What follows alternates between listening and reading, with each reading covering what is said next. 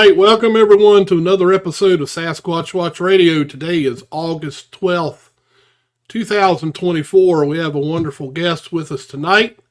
Before we bring him on, let's get our co-host in here, Gary Kendrick. How you doing this evening, Gary? Hey, everybody. Good to see you. Hope everybody's good. Everybody survived the storm down there? We didn't. On the campground, we didn't get a real big storm. We had a little bit of rain and a little bit of wind, but it wasn't bad. We've had worse this year. We've lost a lot of trees down there this year. Yeah, we lost a lot of trees up this way. We had one tree fall here at the house out of the yard, went across the road, but it went at such an angle that it missed the power line. So I was like, yes. I just went out there and cut it out of the road. Best thing to do. Absolutely. All right, but without further ado, let's get our author of the Bluff Creek Project book, Robert Leiterman. How are you doing, Robert? We're doing good. Thanks for inviting me on this show. Oh yeah, we're going to have fun tonight. Gary's my researcher, so I know he's got a bunch of questions for you, Robert. So we can get him started on them. Well, tonight we've got Robert Leiterman. Good answers. Yep. Tonight we've got Robert Leiterman. He is a retired California park ranger, an author. You've worked on Bigfoot movies, TV shows, etc. You wrote the Bluff Creek Project book, and you're also part of the Bluff Creek Project in Northern California. You used to be a curator for the BFRO. Do you still work at that?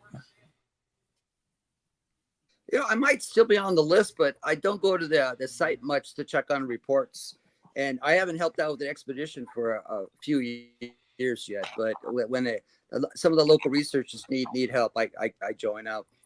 They allow me to show up and help out, which is fun. Well, I'm gonna hop right in here with a good one. You were probably about 6 or 7 years old at the time of the filming of the Patterson-Gimlin film. What's it like to actually be at the film site? Yeah, that is an interesting question, because back when I was, I need to go back to the time frame here. So in 2009, I didn't care. It wasn't that big of a deal for me because it was just a film site. It didn't have that meaning that it did once I started snooping around there in 2010. I think the first time I went up there was probably about 2007. And I was actually taken there. It was during the, here goes the testing the memory part. It was during the 40th anniversary. And that's where I met Stephen Streufert at the Veterans Hall in Willow Creek. And they had a presentation. And afterwards, we went over to a place called Louse Camp. And I stayed up really late at night talking to Stephen around the campfire. I think he was on the show not too long ago, Stephen Streufert. And he had all these crazy ideas about, they're telling me that the film site was missing and they got lost and their confusion and a bunch of other information. And he had plans. He would like to go find it. And I said, well, good luck with that. Because at the point I wasn't too interested in it. But then I got into videography about 2009. And it's like they gave me a camera and a night vision scope that attached to the camera. And next thing you know, they go out and take pictures. So I did on the expeditions. I was filming people versus looking for Bigfoot. I was filming the people looking for Bigfoot. And I thought it was more exciting than looking for Bigfoot. But I started doing a bunch of the other stuff with it. And next thing you know, I ended up with a camera. Blessings of Wally Hersham. The Matt Moneymaker says, yeah, Robert, why don't you do your own editing? So I broke the ice with that. And about 2010, I was out with camera videotaping a whole bunch of stuff. And then I it used to be the BFR YouTube channel. Now it's called Matt Moneymaker something.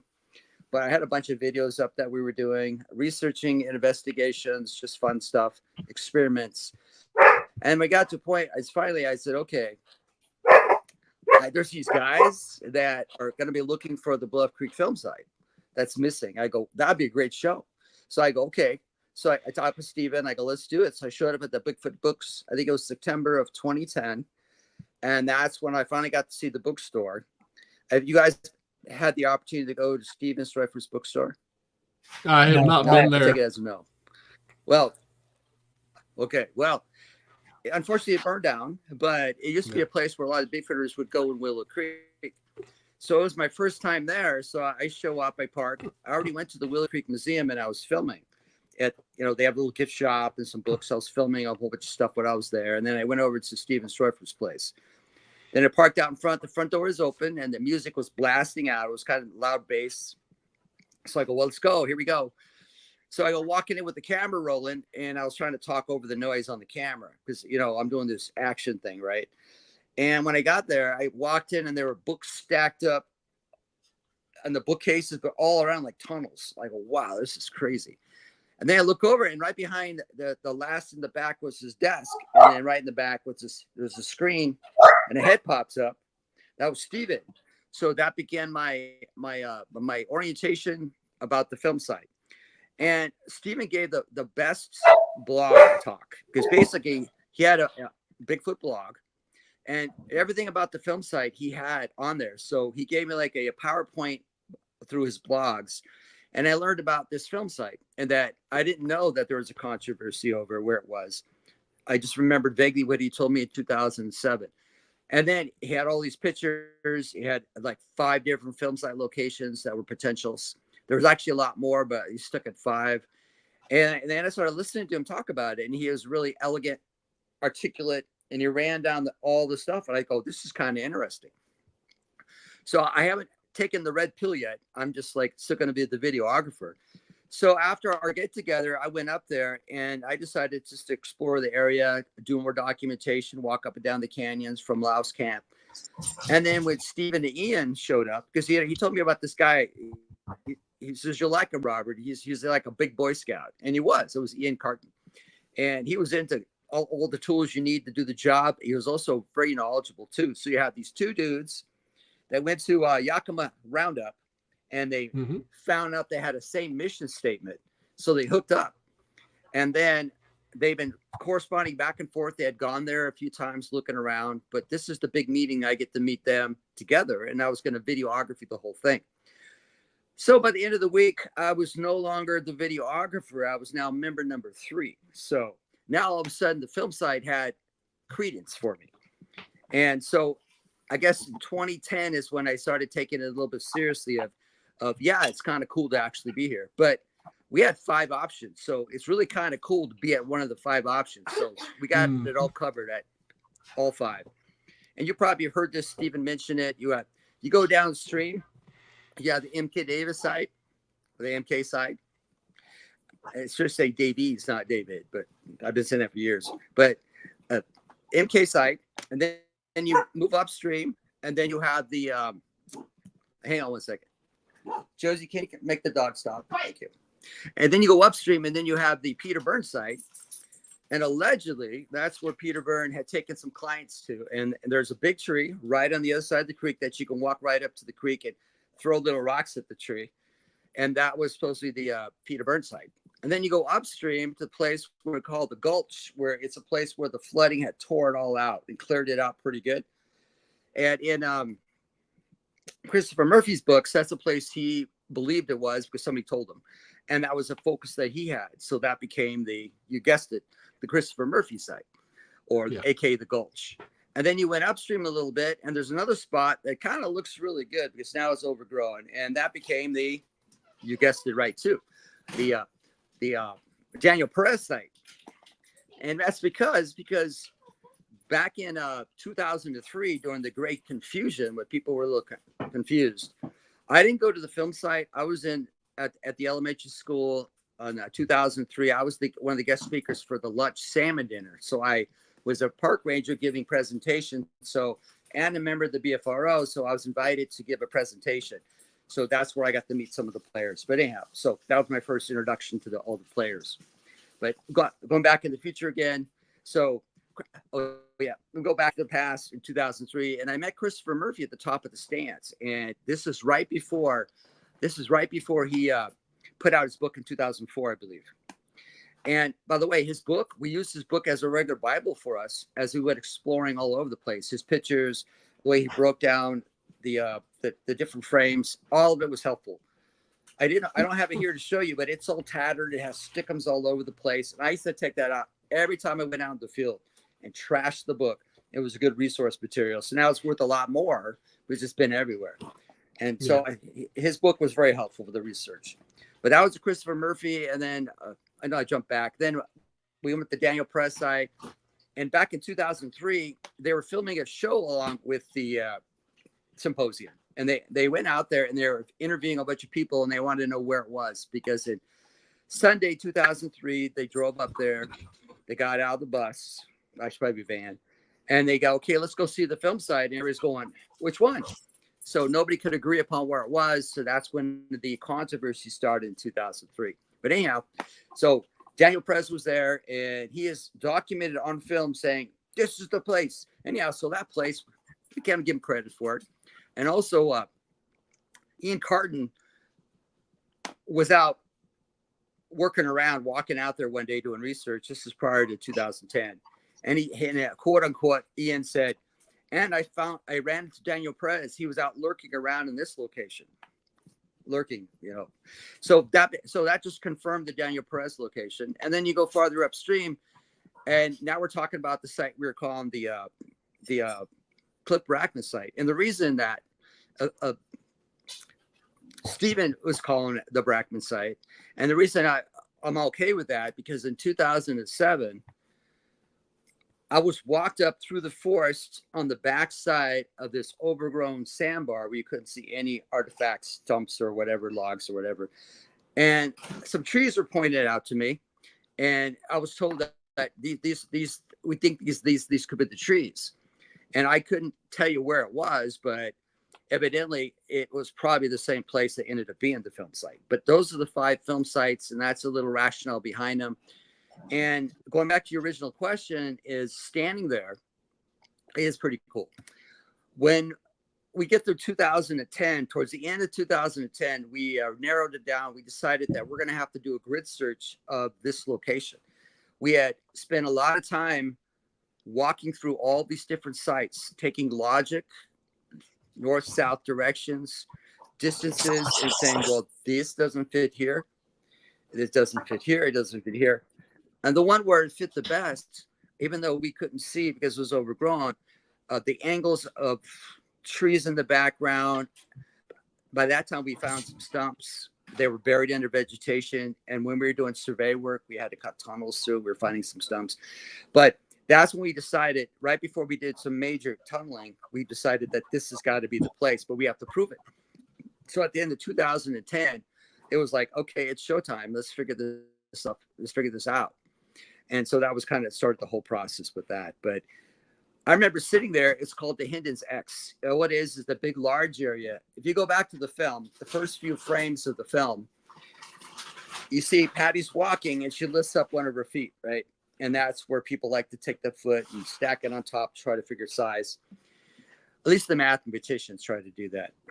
Anyhow, so, and there's a log pile off to her left. There's a couple other things as you're moving through. Well, that whole area, the ghost area, looks really familiar when you start looking at the footage of things of that nature. And then you also look over at some of the other shots, and there's a debris pile. But I've been there, sitting there for hours, trying to imagine Roger and Bob riding down their horses, coming around, having an encounter, Roger wrestling the horse, laying it down, getting his foot stuck in the stirrup, pulling it out, bruising his foot, flipping the camera bag open, pulls his camera out and starts looking to where Patty went, starts running down that road. And then when Patty's changes her angle, he cuts across the creek and goes in. So I sat there for a few hours just imagining the whole thing. And that Hindens X area made so much sense. So that was the first part of starting to think, maybe this could be the place. But the reason people were confused is because maybe it could be the place. Everybody was thinking the same thing. Well, it sure looks right. But we all know you can't go by looks. You have to go by facts.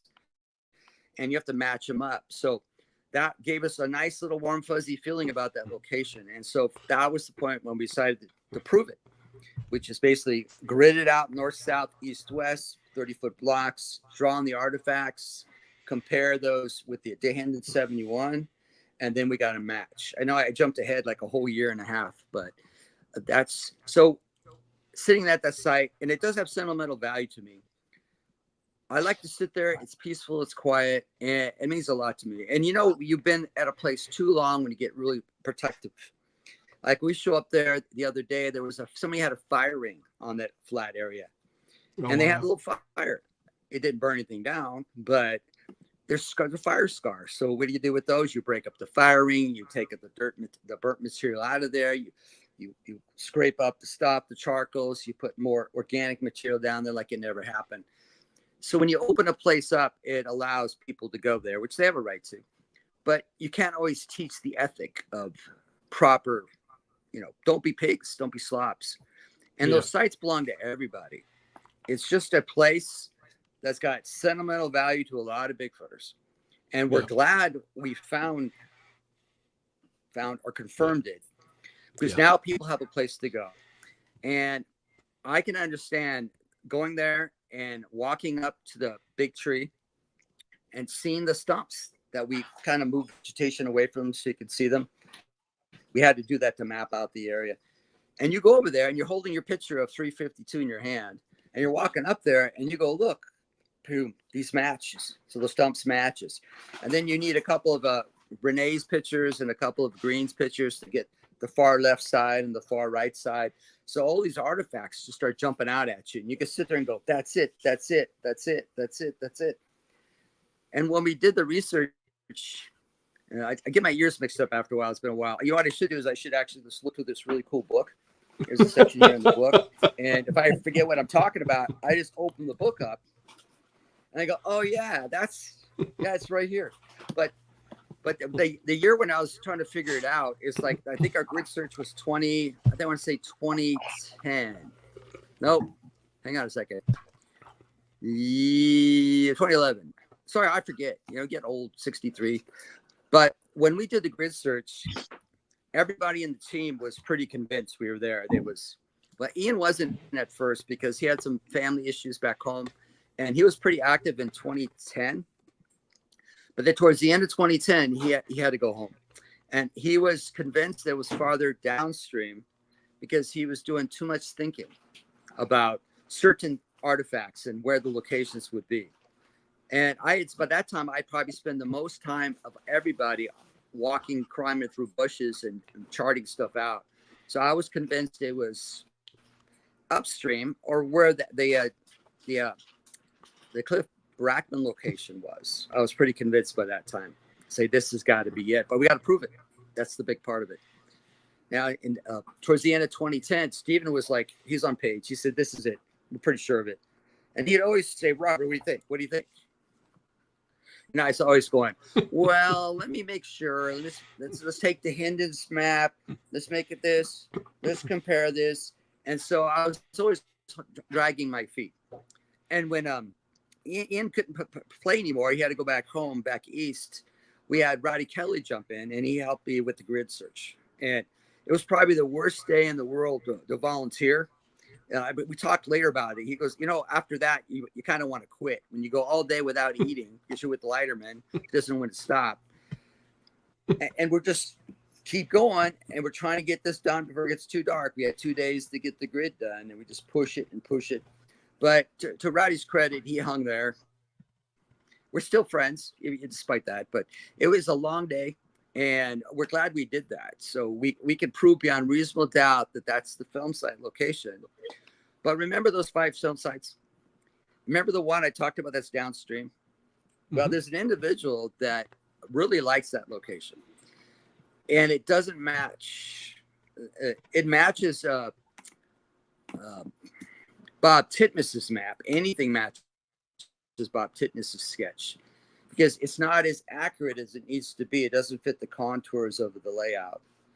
And John Henry did one. It was really nice. He actually got the contours right, but he drew that, I want to say 2005. And that's one of the maps that he got, that Daniel Perez got him to draw, and it matches pretty good.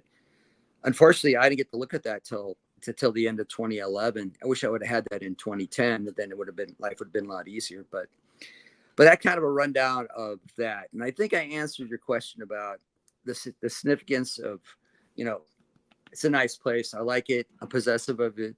I've been there a lot of times, and it's a great place. When you open something up and you allow people to come, they don't always treat it with the respect and dignity you expect them to or would like them to. Yeah. So when you remove vegetation away from old rotting stumps that they were protected and sheltered by the weather, you expose it to the elements. So now they're starting to break down. So the question always that we ask ourselves is, did we do the right thing to expose the site to all the elements? But the other side says, yeah, you exposed it to the truth. You let everybody know where it was. It wasn't in Yakima. It was in off of Bluff Creek. And you exposed them to the facts. And now people know where it is. Now people can go there and appreciate the resource because it does belong to everybody. And I encourage people, if they can get out and check it out, if you're a zealot, which some of us are, it's admitted. My wife was right. Yeah, I'm a zealot now, I guess. That you need to go there and sit there and listen to the water, breathe in the air, and just visualize the whole scene going down. It's just one of those landmarks that if you're really into it, it's a good place to go. I'd love to go. I would too. It's been a long time since I've been in California, probably 30 plus years, I'd say. Robert,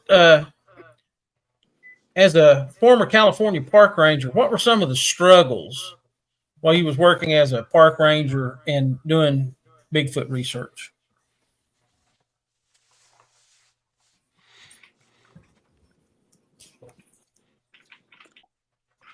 I'm sorry, you kind of broke a little bit. Did you ask what are the struggles as being a park ranger and doing Bigfoot research? Is that Yes, sir. is that my correct interpretation? Yes, sir. Okay. Well, when I first started doing interpretation, and as a park ranger, one of our jobs was to provide natural and cultural history to the visiting public.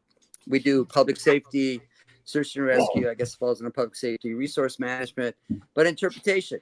So we would lead hikes, we would do campfire presentations. I loved teaching tracking. That was kind of a fun thing I was doing for a while.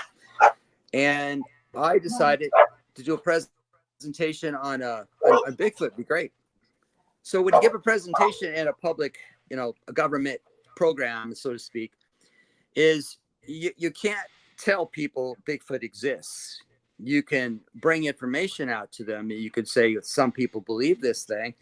And so my presentation was kind of tongue in cheek. And my opening was always a stack of tabloid magazines, right? And I would laminate the covers, and it was great. I had Bigfoot's baby, it's just a starter of stuff. And then we get some laughs, and then you start the presentation. So I'd give a slide presentation talking about the history of it, the sightings, the reports, and then I tell those stories about some of the sightings in the park that people talk about. And then that's a good 30-minute presentation without a 15-minute introduction. Then you sing some songs. And then afterwards, people would come up to you, and they want to ask you the real questions. Mm-hmm. They want to tell you the stories. So that was a nice part of that. And I didn't mind that part. It was kind of nice. But not everybody believed, but it didn't really matter. It was just part of the entertainment of it. My job was not to convince them of it. My job was just to educate them on some of the information that's going around. I did that for a few years. I enjoyed it. And I usually tell the story too. It goes back to how I got involved with the BFRO, the Bigfoot Field Research Organization. It was 1999. At this point, I had been doing my interpretive programmings of the park for a couple of years. I read so much stuff. You tell stories. I read that one. I could put it together. I hadn't, in 1999, I hadn't gone down to the film site. I haven't got into any of that stuff. I was just doing basic research. And then this guy named Don Freitas shows up, and he introduced himself. He says he's with the BFRO. He's the guy who come up with some call blasting in the earlier times. Well, he had this pickup truck with a big ship speaker on it. You can see it at the Willow Creek Museum. It says BFRO on it. It's a big gray speaker, but it's there in the museum. And he asked if he could blast some call sounds into the park. We're talking Labor Day weekend. Anybody goes camping, Mark your calendar. Don't go on these days. Don't go on Memorial Day, 4th of July, and Labor Day weekend. Yeah, but everybody, the mother goes. That's the window for time.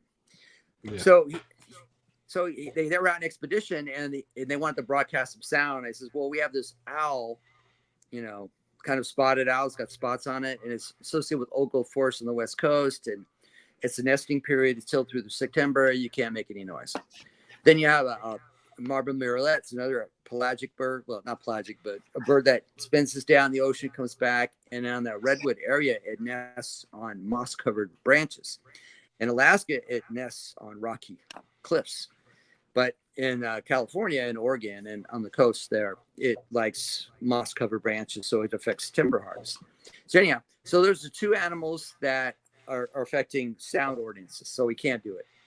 But the reason he was there in the first place, it was like, that was Labor Day weekend. So about 2-3 weeks before that, about mid-August, a father and son were at the Burlington campground, and they were walking along the trail, and this kid's shoe kept coming undone. That's a standard. I've had the same problem, my kids. And so he says, hey, tie your shoe. So the kid is tying the shoe. The dad's about a half mile up the river trail away from Burlington campground. And he's looking uphill, and he sees through this gap between trees, which looks like a naked human, hairy, waist up, moving back and forth between gaps in the trees. And then he's watching this, and then he watches it stop. It kind of rubs against what he thought was a stump. And then at that time, he says, let's go. So he leaves. And then he comes back 5 minutes later, and you look up the hill, there's nothing. He doesn't go up the hill to check it out. He just says, well, I don't know what that was. So he goes, when he gets back down at the campground, he goes over and talks to the seasonal park aides and goes, you guys have bears up here? And of course they go, no, there's no bears here in the park. But there are bears. And so he reports it to the BFRO. So there his wife Redis and a few others were coming down to investigate it. Yeah, my daughter just came home. Hope she's not burning the house down here. Okay, we're good. and so he came up to investigate the call.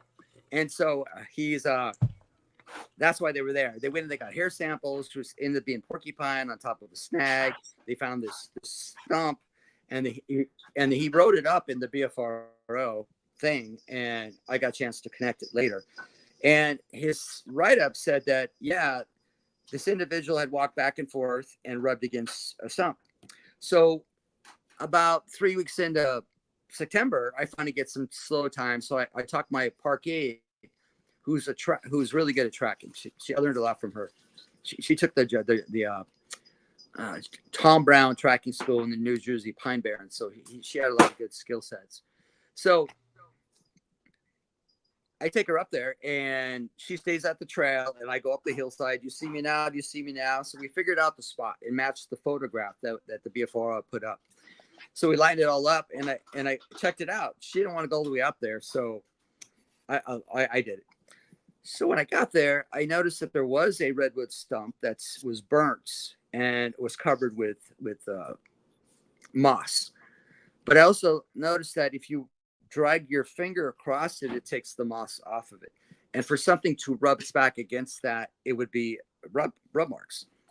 And we're talking about in the redwood country, about August, the redwood trees start replacing a lot of their leaves. They're not deciduous. They just drop the dead leaves off. They do that every 7 years. They rotate leaves through. And so the ground was covered with that. So there wasn't any good foot impressions, but you could tell there was a trackway, an area that means it gets traffic. And it went right around that stump. Oh, I forgot to mention that there was a cigarette butt and a strap of a camera that he lost. I found it for him. So that was evidence he was there. When that spur went over towards a grove of like 3, probably a foot diameter redwood trees, and the young ones have really soft bark. And so from about 6 inches, about 12 inches from the bottom to about 6 foot up, the bark was pushed in and rubbed down. So something had rubbed against the tree. So that was a clue. I go, oh, clue. And the pathway went that way. And that was like a little spur trail. And then there's another beat down path that went right over some vegetation and dropped down this hillside. So I took some pictures, and I was going to take pictures of my partner, but she didn't want any pictures. So she took pictures of me. So I was standing in front of the tree. There's 4 pictures that we put in the article. And I have my Stetson on, and I'm standing in front of the tree, kind of like this. And we take close-ups with me pointing. And we thought they were great because now you have evidence of, we have scale for size and you have whatever. And I didn't look for hair samples. I mean, I didn't notice any. I didn't grid with a magnifying glass, but I didn't notice any. If I were to do anything different, I would have probably taken a closer look at that. But anyhow, I digress. But going back to storyline. So I wrote it up and I sent it to the BFRO, just letting him know that it wasn't that stump that was rubbed against. It was the trees next door and a few other odds and ends. So I send the article up, and within about, I guess, a week or two, I get a call from Matt Moneymaker. Hey, I would like to be curator for the BFRO. So that's how I got started with the BFRO. And I guess around October of 1999.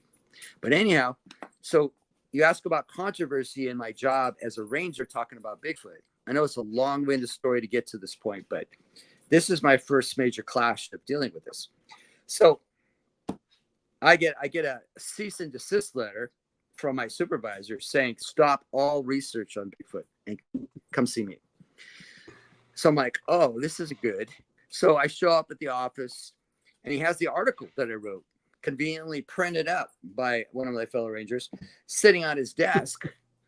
And he goes, what's this? I go, I don't know, never seen that before.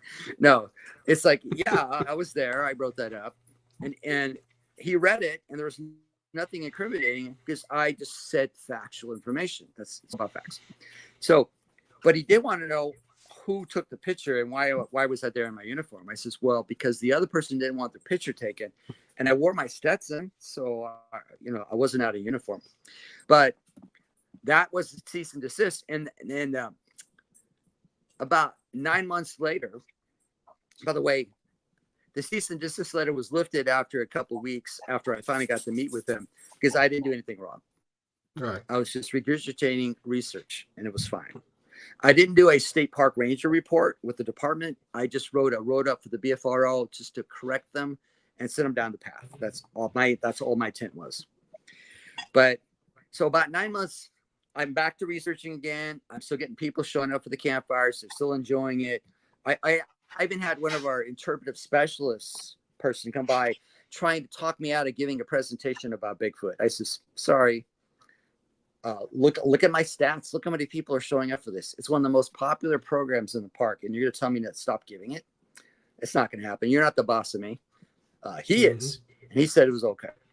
And so that part was interesting, just throwing that in there. So there's some resistance from other people in positions who didn't like which direction it was going.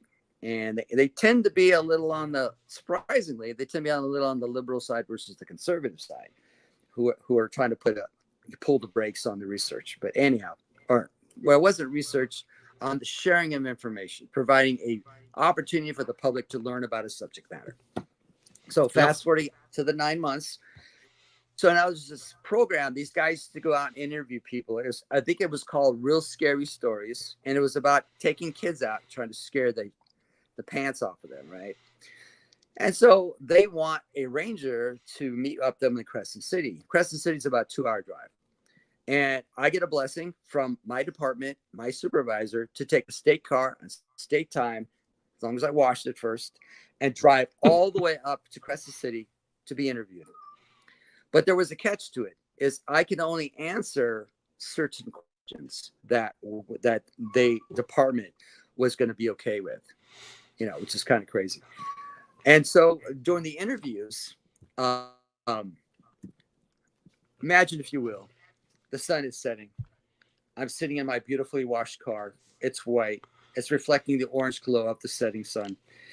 It's I think it was late September, so you get the great oranges in the sky. And I'm sitting there, and the sun is setting, the camera's rolling, and then they start, where am my Stetson? And they start asking questions that I can't answer because they're not on the list of questions I'm allowed to answer. And I kept telling them, I can't answer that. Sorry, I can't answer that. I go, didn't they give you a list of questions? No. So I made cutting room floor, but I did get to sit there and watch another gentleman who had a cast that he poured that had hair stuck to it. And the sun was again setting. The cast was white, Pastor Paris. It was beautiful. And he's pointing out these hairs. And it was a great presentation. Unfortunately, he made the show. I did not. But that was kind of the first aspect of the politics getting involved with the momentum. But I come to the conclusion, I kept giving the presentations. People get used to it after a while.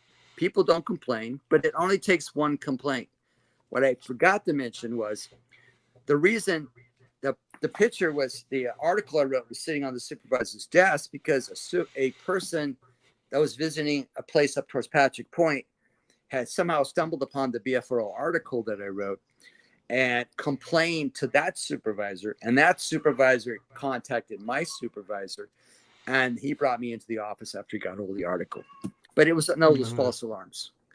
Yep. Hey, Josie, could you let that cat out, please? And sorry, this is I'm at the only table spot that gets good reception. And it was quiet, and now family members start showing up, and I have to do signals to them. Yeah, you're fine. All right, Yeah. so you remember Robert? You remember Robert? And I asked But I you hope what I kind of answered that music. question for you. Yes, sir. You remember me asking you about what kind of music you like? Yes. Okay. Well, now you're going to hear AI's Yeah, version. you did. And I'm thinking, you probably said, yeah, you said, this is probably good. You're going to find this. Yep, this is AI's version of a Viking song about Robert Leiterman. Here we go.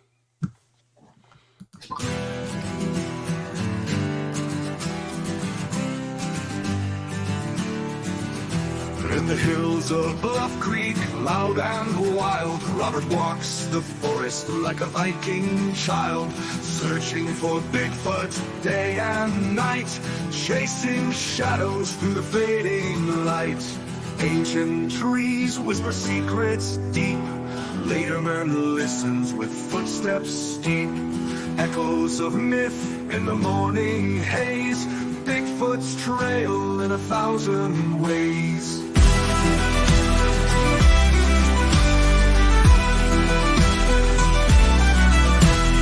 Ancient trees whisper secrets deep, Leiterman listens with footsteps steep, echoes of myth in the morning haze, Bigfoot's trail in 1,000 ways. Robert's quest, it's bold and true, in the night he's coming for you.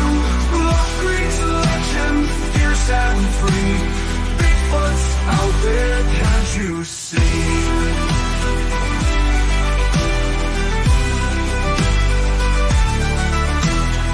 Into the creek where silence reigns, Robert's heart and muscle strained. With every footprint he gains hope, tangled in the forest's rope.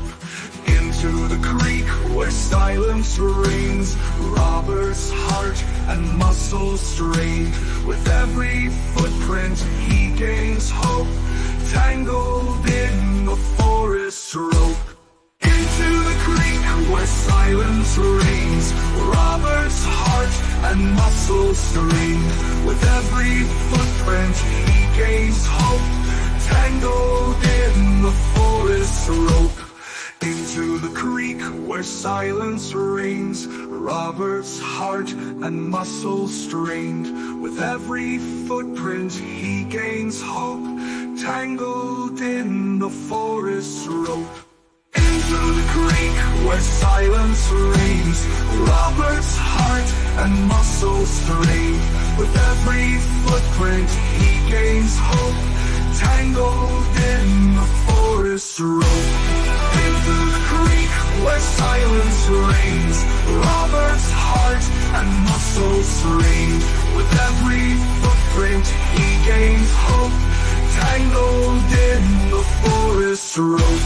And in the dark he sees the signs, veins in shadows like ancient lines, close to the spirit of the one Leiterman swears as a Viking should. Bigfoot's call, loud and strong, loud and long. Through the mists and bitter cold, a story waiting to be told.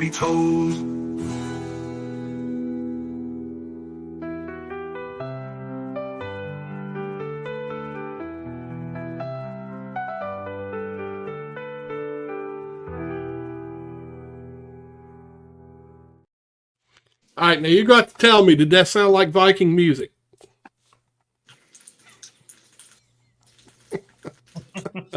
Yeah, it did. Pretty good. Let down my hair for that one.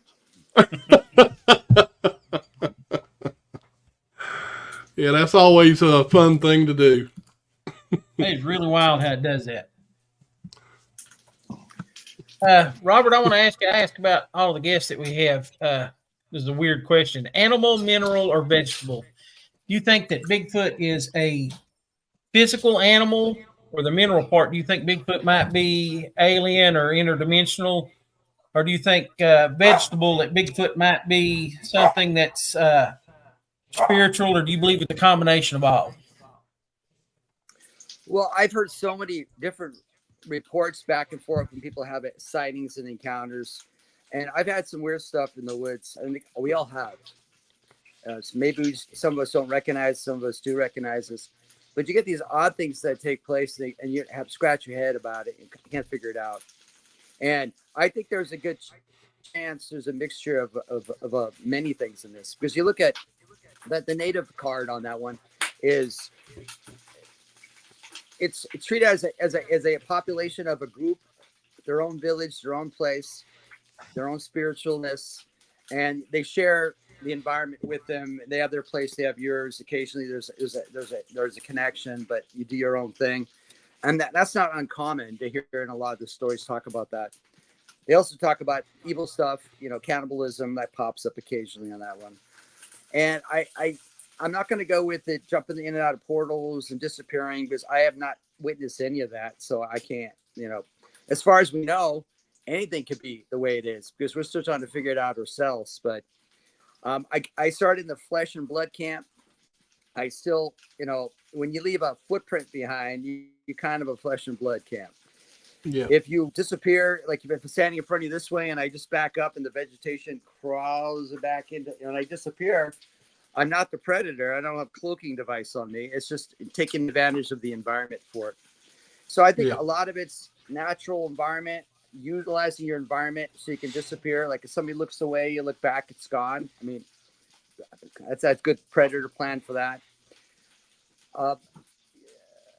The lights, I've experienced some odd things I can't explain with that. I know other people have, and I have close friends that share some of their stories, and I believe they saw something or experienced something. And when I tell my stories, it's like, I'd like that people to believe it, that I'm not just making it up, but so everybody's interpretation is different. So it's a tough one to answer. I think it's a little bit of both, and until we have more documented facts on it, we're not going to have an exact answer on it. And there's my cop-out answer for you. Yeah, I can't say no because I don't know enough to say no, and I can't say yes because I don't know enough to say yes. I actually have a name for the thing you were talking about, where you back into the brush and the brush just covers you over. Yeah, I call that the Homer Simpson, because he leans into the bush and the bush always just comes around and covers him. Yeah, that's the Homer Simpson. One thing that I really want to talk about, as part of the Bluff Creek Project, you guys have got a game camera system set up. And one of the things that was found in that game camera system was the Humboldt marten, which is a really rare species. There's, I think, probably about 200 of them left in the wild. And you guys actually got video and photographic proof that they still exist. And I was wondering if you might be able to talk a little bit about that. Yeah, I'll expand on it a little bit. We talk about it in the book a little bit too. I remember the first time I saw the weasel-like shape of something that I thought it wasn't a fisher. Fishers are a lot bigger, and maybe it was a marten, But I was with a friend of mine, Scotty. We had stayed at Louse Camp. This is, I want to say, 2007. We stayed at Louse Camp. We rode our bikes. all the way down to the Peter Burns site, because then you can ride all the way down. There's no berm in the way back then.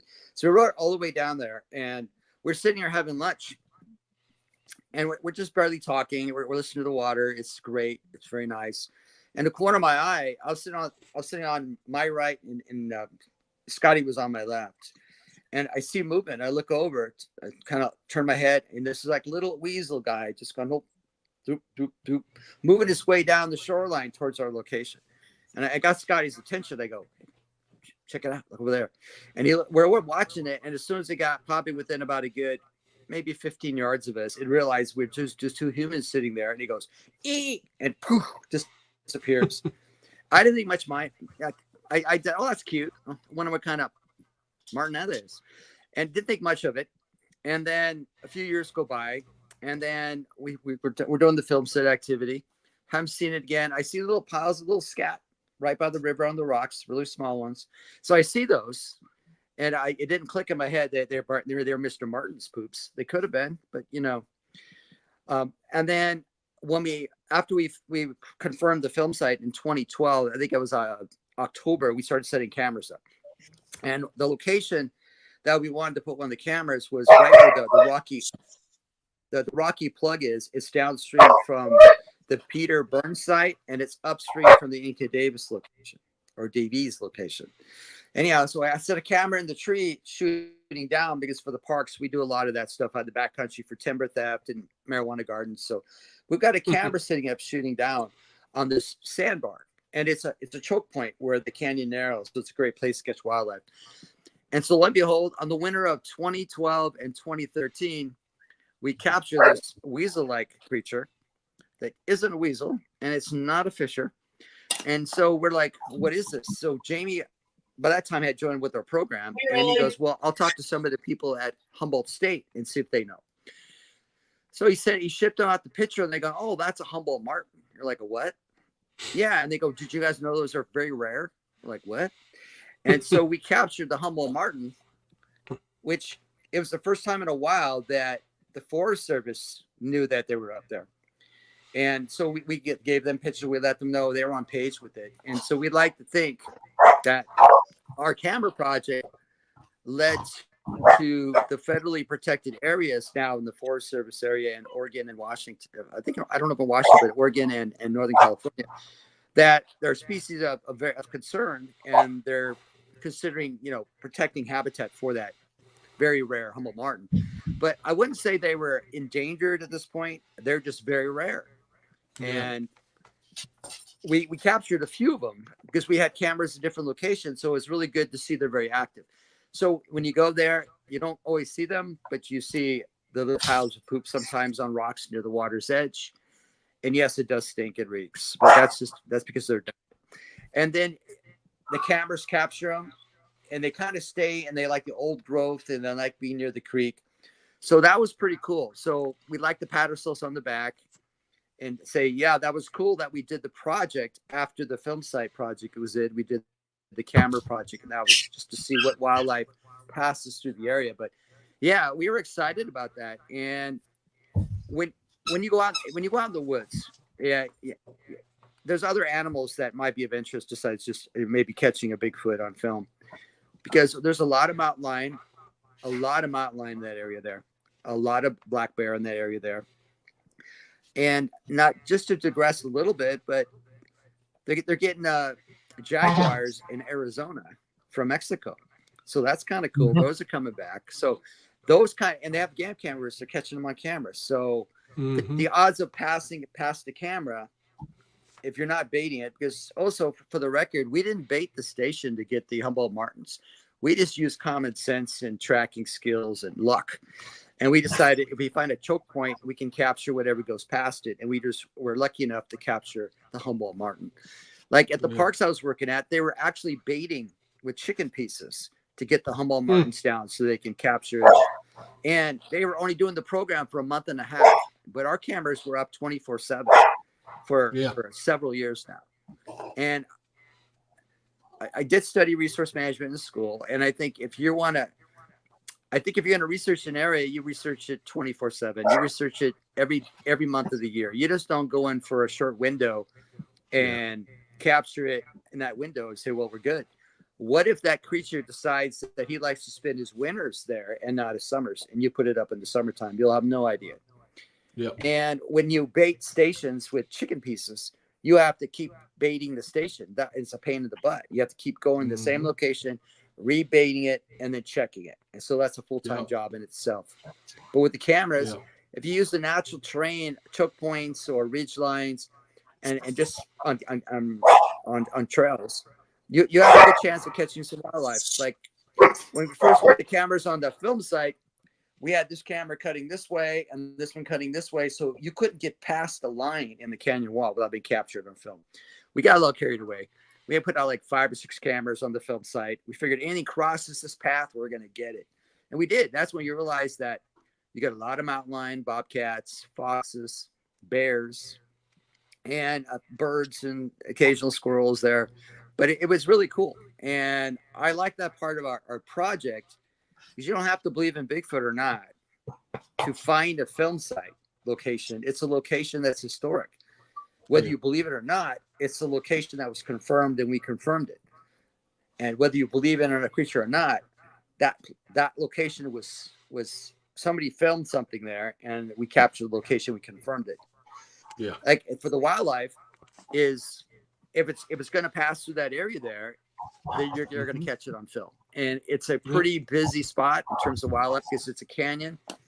It's a long straightaway called the bowling alley, and it's surrounded by steep topography. So bears are typical like us. We like not to work very hard, so we'll take the path of least resistance, and that's why we get a lot of wildlife cutting across that open gravel bar now, because we clear some of the vegetation out. So they were just following the game trails that they constantly pass through, and that's how we lucked out. But if you don't know what you're doing, you're not going to get anything anyway. So you have to find a good place for the cameras. Like the Olympic Project, they did a nice job of hiding all their cameras. And when I did law enforcement work, I hid all my cameras.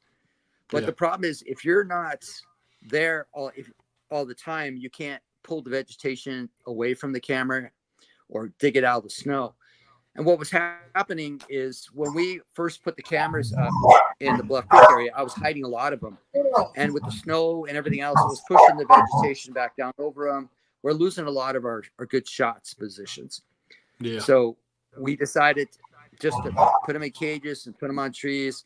So we get dinged all the time because you guys aren't hiding the cameras. And you're right, we're not. But we are getting some good wildlife activity here. Maybe not a Bigfoot, but maybe all these other people who hide their cameras, why don't they show me all their Bigfoot shots too? We can talk about them. But capturing wildlife is kind of cool. So that's one of the fun parts about it. And Rowdy is the guy who goes there most of the time now and checks the cameras. And I used to go with Ian a lot, to Jamie a lot when he was living locally. Now, and then I went with Rowdy for a bit. Now, Rowdy, he gets up there quite a bit. He doesn't need me to hold his hand. He's got it down. And he'll replace the batteries and the cards. But if you think about it, because there's a Port Orford fungus that kills the Port Orford trees, that's a special use area within the Six Rivers National Forest that's closed up to 8 months a year, because the virus is waterborne and it will travel on muddy boots, tires. And so if they don't allow humans in there, they can't transfer it out. But I haven't seen the memo to all the bears and the mountain lions and foxes and everybody else and the birds to stop going in that area and transferring the virus somewhere else. But they control humans. And so for 6 months, I should say 6 months, as much as 8 months, you can't go in that area unless you're on foot and you're going past a locked gate. And so the wildlife get this whole place to themselves for up to 8 months, which means we got to get good batteries. And we go once the gates are open, we go in and check the camera. And right before the season closes, about the end after hunting season, just at the end of October, we get all the cameras set back up again, and we won't touch them again until the following June. So it's kind of a cool project. It's been going on since 2012. Nice. And nice. So, it's a good project. really 12 is. years. Yeah. One thing that I wanted to mention, I watched a lot of the highlight clips from the Bluff Creek Project. When you said there was a lot of mountain lions, you were not kidding. I mean, in like every clip, there's mountain lions, there's black, and I mean big black bears. It's not, cubs. I mean, it's substantial 200 and 300, 400-pound black bears walking through there. What were some of the precautions that you guys took when you were originally working to find the site with this amount of predators in the area? Well, all we knew was looking for sign, because we didn't start the camera project till 2012. And so in 2010 and 2011, we're crawling the bushes. You see the bear scat everywhere. So they're in the area. Some of it's fresh, some of it's not. You can see what they're eating based on whether it's grass in the early spring or whether it's more proteins towards the fall. But we don't think about it. When we were doing research, we think about it now, but at the time I didn't think that much about it, because I have my bear spray canister. I have a handgun I keep with me, bear spray canister, and I never had to deploy either one of them. Although I tell a story in the book where I thought about it, being flanked by something on 2 feet, following me down that one section. But I mean, I probably 80% of the time I spook bears off the road driving in. It's kind of cool to see them. And the cats, I've seen them a couple of times, and it's kind of exciting for me to see them. I don't look at myself as being a dinner for them. I look at myself as just being something passing through. But you have to be cautious. I try to go with somebody else, but sometimes I'm soloing it. And when you're soloing it, you got to pay attention to what you're doing. And you have to make sure that people know when you're going to arrive, when you're going to leave. You don't take any extra chances. Like it was not unusual for me to park at Louse Camp and hike the 1.1 mile down the road to 12 and 13 bridge, go under the bridge and hike the 2.5 miles up the creek towards the film site. Yeah. And I had my poles. There's no reception there. And if you break a leg, well, then you better be able to wrap your leg up pretty nicely and hobble your way back out. But I've done it, no problems. I just know that I can't go fast. I have to take my time and just be aware of it. And I talk about it in the book too. I was walking along and you get the feeling you're being watched, and you go around this bend and you look down, you see a mountain lion print right in this moist sand filling up with water. And you're going, I just missed the cat. Yeah. It had hopped up from the water up to the log and out up the side of the hill. And I just missed it. But you get that feeling you're being watched, and you are. It's just a matter of by what. Mm-hmm. But most of the time, if you spend time in the woods, these things, like out here on the West Coast, thing called a Steller's jay, and it's kind of a nice, pretty little blue bird, but it's kind of bluish gray bird, and it tells everybody it's in the COVID family. It tells Corvid family, not the COVID family, and it tells everybody you're coming, and you can't sneak up on anything. But it's just always telling everybody. And then the squirrels, they do tag team relays. Yep. So for you to sneak up on things in the woods, it's difficult. But the creek also covers your noise. So sometimes you could slip by, but if they see you visually, then they'll come over to bother you. And ravens are notorious for that. And if you think back to the Patterson film, when Roger and Bob were riding the horses, and the horses started acting up, and then they noticed that Patty was off to their left by the water's edge. So there's a good chance that because of the sound of the water, that she didn't hear anything until she saw it visually or heard the horses. And so there's always a chance that you can be walking down a creek and sneak up on something and spook it, just like I did that the cat, and not even know you're coming, because the sound just covers you out a lot. Yep. But yeah, it's kind of a fun thing. And there's I think I forget the exact question you asked, but get old, you kind of forget, and kind of go back around and take the tourist, the scenic route, come back around and tell a nice little story. But yeah, it is scary sometimes, and sometimes it's not. But the Bluff Creek area down by the film site, I find it a very peaceful spot. Yeah. But with that said, I will share this little story with you too. Is, like I mentioned before, I spent a lot of time walking up and down the creek because Roger and Bob did it. It's good enough for them. It's good enough for me, right? So I'll be walking up and down by myself, whatever. And after a while, you get comfortable. You know where the treacherous, slippy parts are. You know how to get by. But I was coming back. It was getting late, and I was walking downstream, which means it's more slippery downstream in the late fall because there's algae starting to develop on the rocks because it warms up a little bit. Still cold, but warm enough for that. So you take baby steps, and I'm on my way down. I get to this one point. It's about a mile downstream from the film site, and it makes a nice little right-hand turn. So I get to the one spot where I cross the creek, and then I go up on the other side, and then I have to cross the creek again. When I got to that one spot, I started hearing women talking and giggling. And it just started. I mean, it just started talking and giggling, and then I kind of, it came like from over there, you know it's there. So I yelled out, and it stopped. So I crossed the creek, went to the other side to go look, and of course, it's a section that gradually works its way up in a chimney. It gets pretty steep, and it's probably about a good 800 feet up to the ridge before it drops another 100 down back to the road on the other side.